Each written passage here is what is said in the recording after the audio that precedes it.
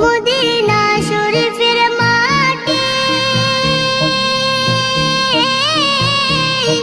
আমার চোখে মুখে বুকে মাখিও,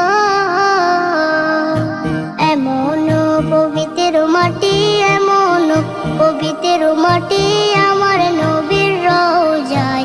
তোমরা যদি যাও গো মদিনায়, তোমরা যদি যাও গো মদিনায়, ইয়া রাসূলুল্লাহ ইয়া হাবিবাল্লাহ, ইয়া রাসূলুল্লাহ ইয়া হাবিবাল্লাহ।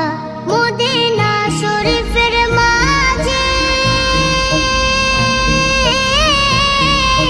বেহেশতের বাগান আছে,